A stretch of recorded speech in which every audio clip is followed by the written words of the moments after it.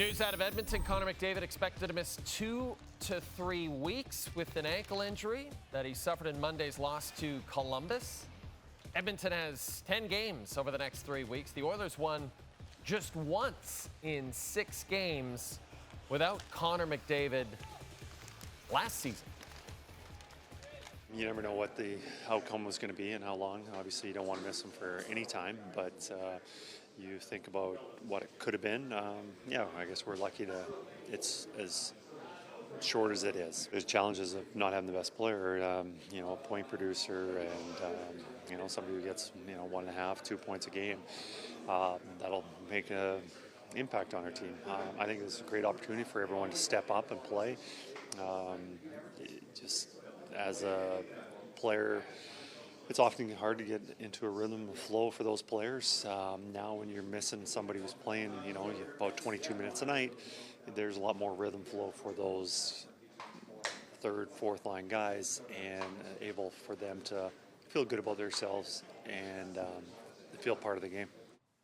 Seems like a perfect time to talk to our Edmonton bureau chief and good friend Ryan Rishaug about the McDavid injury. And Ryan, you know it as well as anyone, this team has been fighting inconsistency all season. At this point, do you feel like they have the horses to carry the load without their captain? Yeah, well, they haven't had the horses offensively with their captain, Jay. That's just kind of the frightening truth for the Oilers in the early going this season, right? They're getting lots of chances, expected goals, everything, all the stats say they should be scoring more than they are, and they're just not. So subtracting Connor McDavid, who is, he's a machine when it comes to creating opportunities for his teammates and can score a few himself as well, subtracting him from the lineup for a team that's already scrambling for their offensive lives right now, it's a huge blow, no question about it. The only thing I would say is that some of the players that they have, the slumps that they're in, Zach Hyman's not going to stay this cold forever. He's been getting all kinds of chances, and he's working hard, and you feel like he's knocking on the door. So if he breaks through a little bit, that will help. Ryan Nugent-Hopkins, Arvidsson. These players haven't scored at even strength yet. So there's lots of room for players to improve, but you just took away one of the guys that helps them all improve the most. So this will be a tough one for sure. They got to buckle down offensively and find it. It's interesting because if you look at the schedule, if McDavid say out for the full 3 weeks, Ryan, that would be a quarter of the season gone. And yet, the Oilers recovered from a horrible first quarter of the season last year. Do you think they might be even better equipped to recover from a bad first quarter of the season this year? Well, they're going to try not to dig themselves a hole so deep. That's the thing. Just because Connor McDavid is not available to him for a few weeks here is no excuse for this team to finish off the first quarter of the season terribly. It's just not. And while I know they played brutal the other night in Columbus after McDavid got hurt, the expectation, frankly, needs to be higher. Not many teams, Jay, you can pluck your top center out and drop another top center in.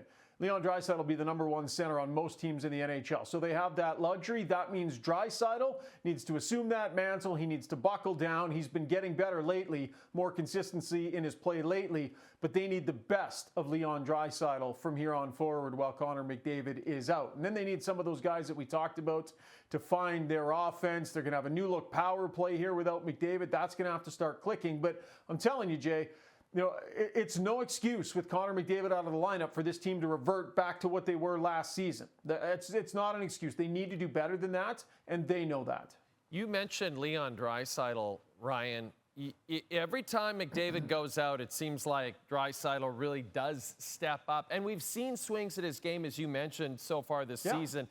How important do you think this next stretch of 3 weeks is for Draisaitl personally?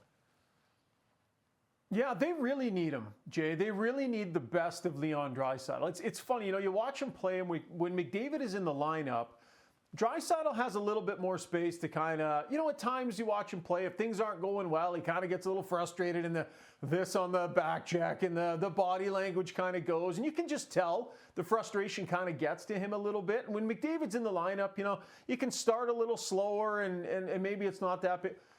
Leon Draisaitl needs to absolutely be at the best that he can be. When he's on his game, and when he's focused, and when he's not letting frustration get the better of him, He is a spectacular player, and that's the Leon Draisaitl that they need this entire time that Connor McDavid is out. I fully believe that he would know that too, and that he's going to buckle down, and he'll be a great leader for this team. He is such a fabulous big game player and a big moment player, and Leon Draisaitl is going to recognize this is a big moment for him and his team with 97 out.